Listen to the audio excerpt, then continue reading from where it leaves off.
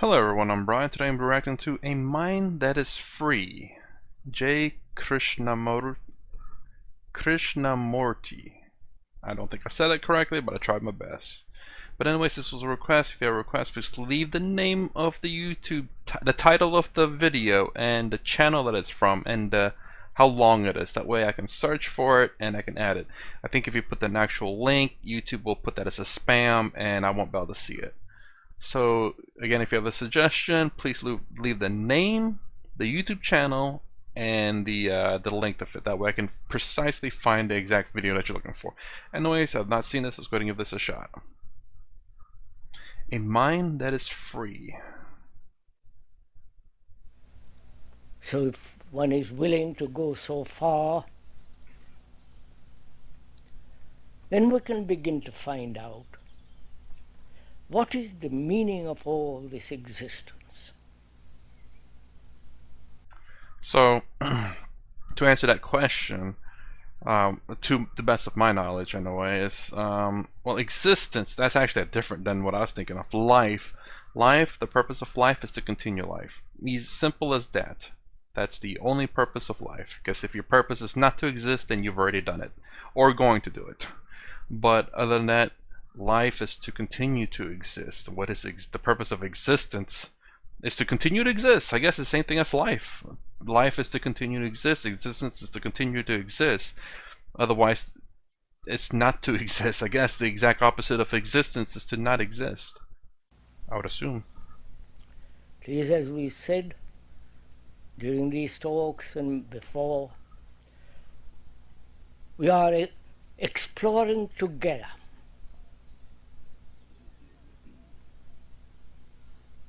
We are sharing our explorations together, because there is no authority. Though the speaker sits on a platform because it's convenient, people can see, the platform doesn't give him any authority. No, yeah. And he doesn't accept any authority. So, we are together, and we mean together. Explore and find out for ourselves together if there is any meaning to life at all,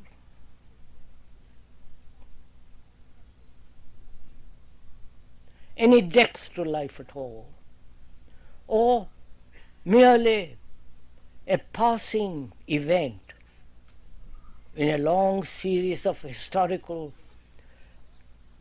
process.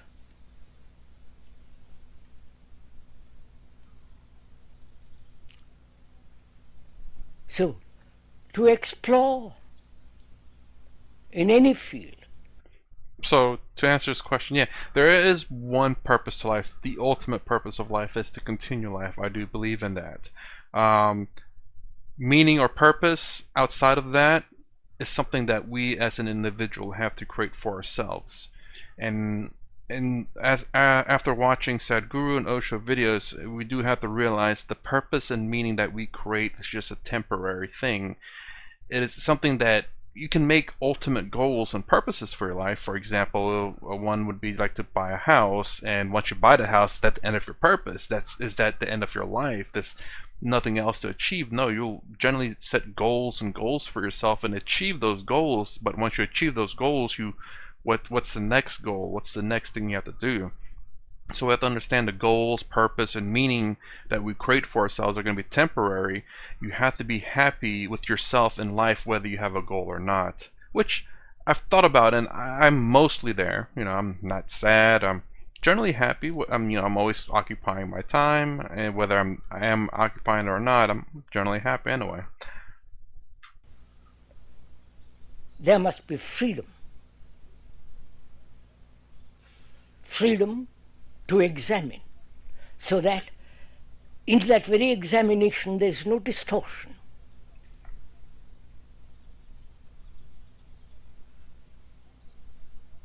When there is distortion, there is a motive behind that distortion. a motive to find an answer, a motive which you would like to have or which you think will solve our problems, a motive which may be based on past experience, past knowledge, and all knowledge is the past. And if there is any motive, there must be distortion. So can our mind, which is our common mind, because we have the same content in our consciousness. Because all human beings, whether they live in the Far East, Middle East, or Far West, go through this process of fear, agony, torture, anxiety, fear, and endless conflict, inwardly and outwardly. That's the common consciousness of mankind.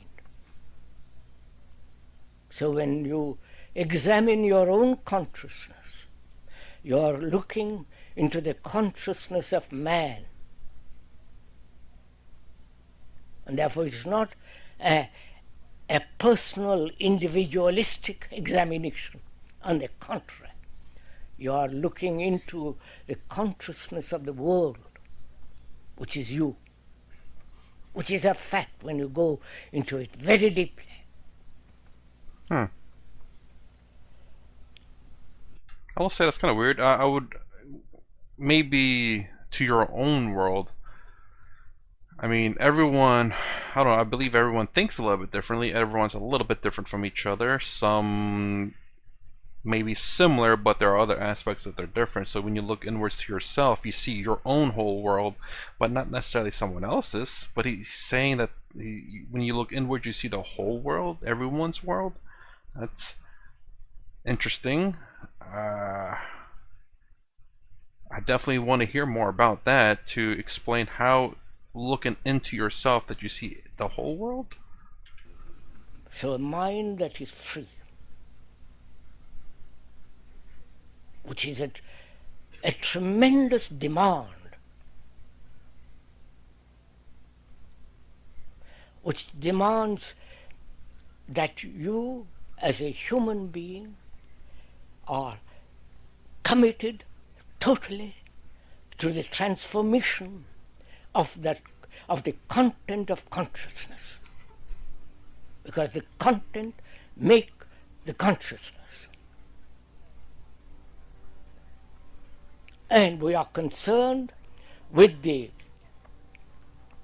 transformation, with the total psychological revolution of this consciousness. And to explore it, you need great energy. I do agree. The content of a character, we do need to be worried about. Let's see. Let's go back to what he was saying there. Sorry. And we are concerned with the transformation, yes, because if the content is something terrible, horrible, it could manifest into a person who's terrible and horrible. The transformation of a character, yeah, absolutely. That is, I think, honestly, one of the biggest problems. It's the fact that there's so many people out there who have troubled minds and they don't know how to seek help, and they end up this transformation in them. I'm using his words here, but I believe that because of this, that they end up not exploding, but expressing their pain in an outwardly fashion. And then there are some people who express it inwardly or towards just themselves, self-harm, as opposed to harming others. So yeah, absolutely. We need to be concerned with what the content of the person is, the transformation content of consciousness into. I'm assuming that's what he's saying here. Because the content makes the consciousness. And we are concerned with the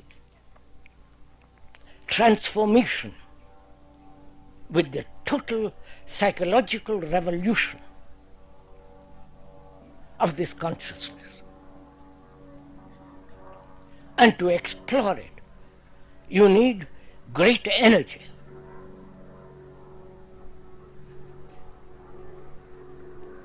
And that energy comes into being when there is no dissipation of energy.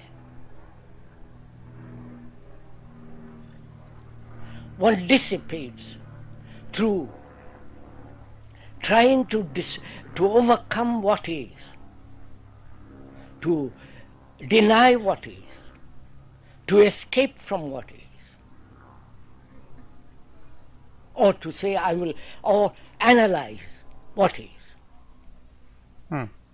Because the analyzer, as we said during all these many talks for many years, the analyzer is the analyzed. Analyzer is not different from that which he analyzes. When you are envious or angry or greedy, whatever it is, when you analyze the process of greed, the analyzer is himself greed. That which he analyzes is not separate from him. And this is a fundamental reality. That's so very strange. To analyze something, you have to be that? Is that what he's saying? The analyzer is not any different from what is analyzing.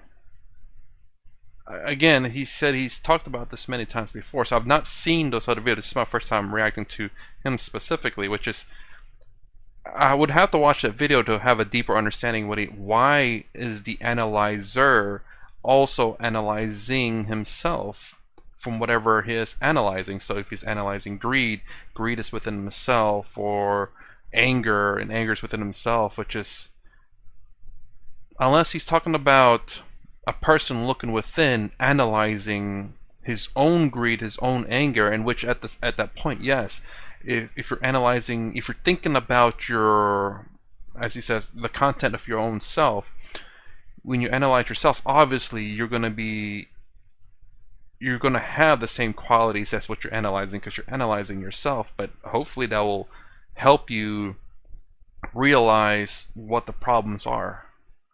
But I'm not too sure. Is the analyzer and the analyzee the same person here? So, we are asking, what is the meaning and the significance of life, if there is any at all? Meaning, yes, to continue life.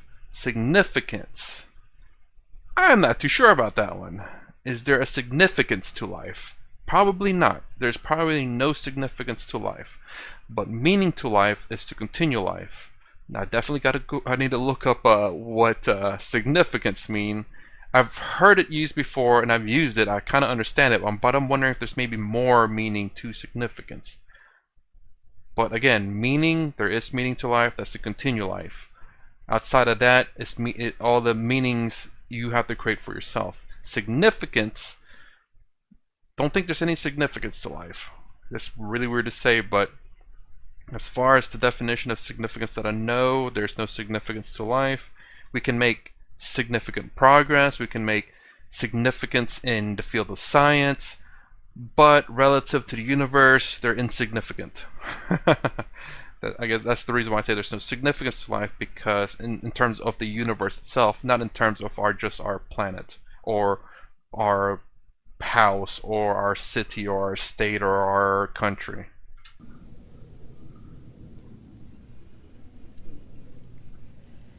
If we say there is, you've already committed yourself to something. Therefore, you cannot examine. Cannot examine? You've already started with distortion. Or if you say there is nothing, no meaning to life, that also is another form of distortion. So basically, regardless, this distortion, because if you say there's no meaning to life, there's distortion, and then if there is meaning to life, there's distortion. So either way, you're distorted. That's a bit odd. Is there a way not to be distorted? I guess you have to say, is there a meaning to life? I don't know. Instead of instead of an affirmative yes or an affirmative no, you must say maybe. And then there's no distortion. Is that what it's getting at?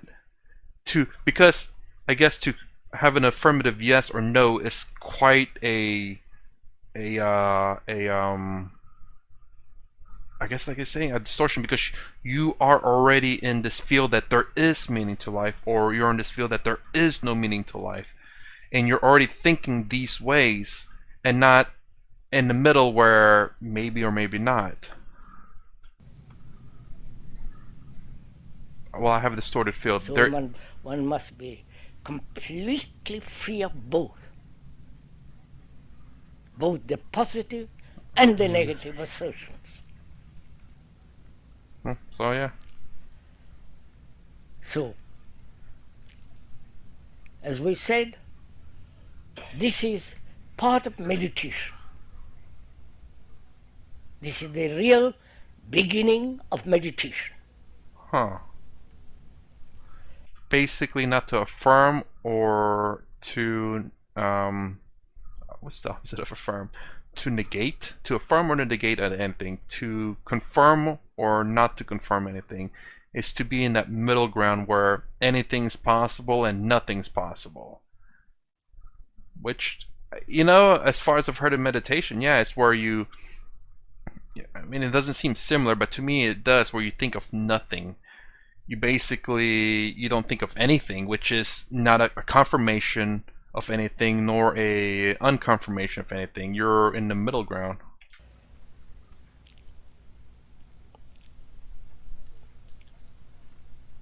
The gurus that come over to this country from India and are springing up all over the world like so many mushrooms, they have brought to this world great many meanings. There is the transcendental meditation, and I wish they hadn't used that lovely word. What, meditation or transcendental? Which is the repetition of certain words. And they are really, in Sanskrit, there are very, very few mantras which we won't go into now. And the repetition of those words, given at a certain price on the market, give you, if you repeat every morning for 20 minutes in the afternoon, 20 minutes and another 20 minutes in the evening, bring you certain quality of quietness, constant repetition. Is it because eventually you'll tone out that repetition? Because it's kind of like I guess if you sit in, this is how I think of it, like if you sit in an office and there's this buzzing noise, it's like annoying at first, but eventually your body, your hearing gets used to it and it kind of tones it out. So even though there's that noise going on and you're sitting there and someone comes up and is like, hey man, aren't you annoyed by that noise? Like, oh, what noise? That buzzing. Oh yeah, I toned it out. Is that the reason why the repetition? Because eventually you will just tone out that repetition to where you no longer hear it. You can just as well repeat Ave Maria or Coca-Cola or any other mechanical repetition. It will certainly give you a certain quality of quietness. Weird to say Coca-Cola though. But this is mechanistic quietness. Because you have reduced the brain to constantly repeat. If you have tried it, even for 2 minutes, how mechanically it becomes quiet. But that's no more transcendental than anything else. And thereby we think we'll experience something that's beyond the material process of thought. So there is this, that man seeks experience. He seeks experience other than the ordinary daily experience. We are bored or tired or fed up with all the experiences we have of life, and we hope to capture some experience which is not the product of thought.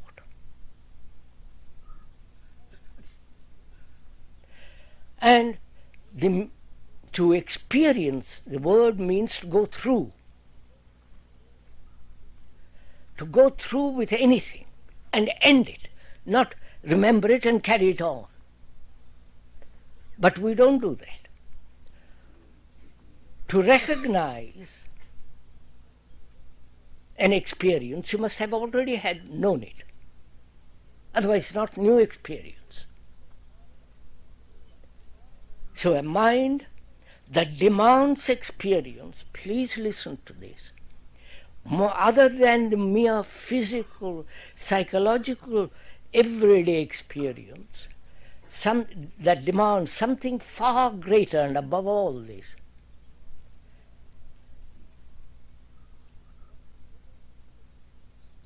What it will experience is its own projection, and therefore it is still mechanistic, still materialistic, which is the product of thought. So, when you do not demand any experience, when there is no distortion and therefore no illusion, and one has understood the whole meaning of desire, which we went into many times during these and other talks, which is sensation plus thought is desire with its image. And so, desire is also a distortion when in the process of examination. I hope you're following all this. Trying to.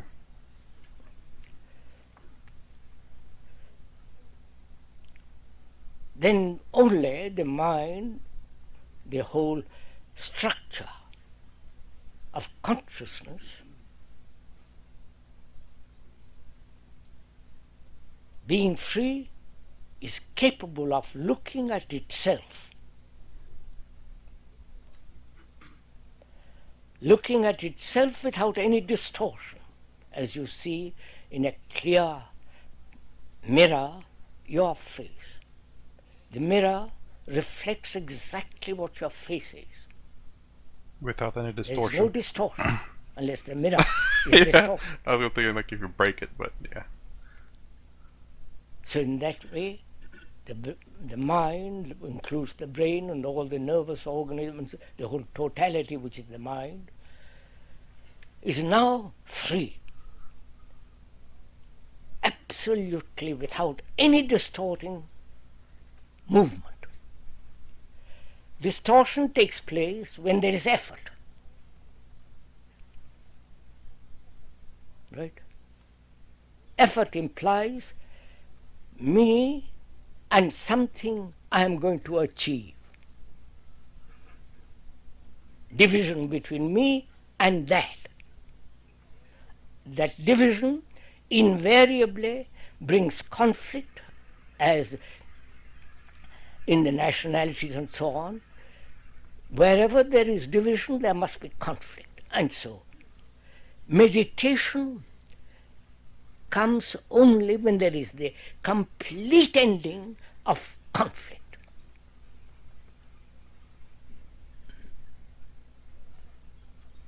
Therefore, every other form of meditation where there is effort, practice, control, has no meaning.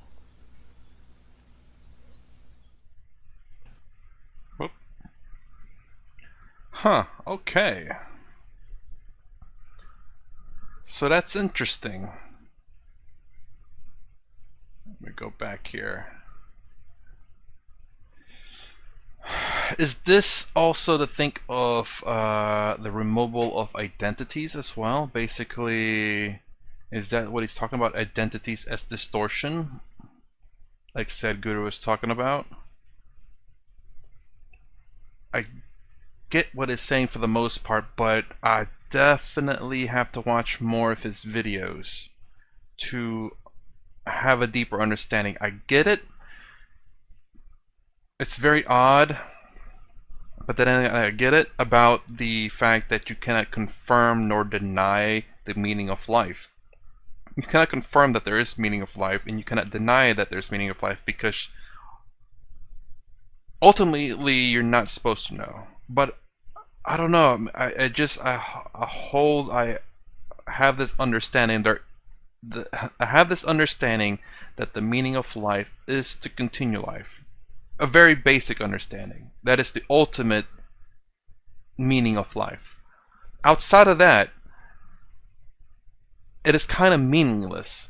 Whether you buy a house or not is not going to determine whether a life continues or not. Survival is. Whatever form that may take.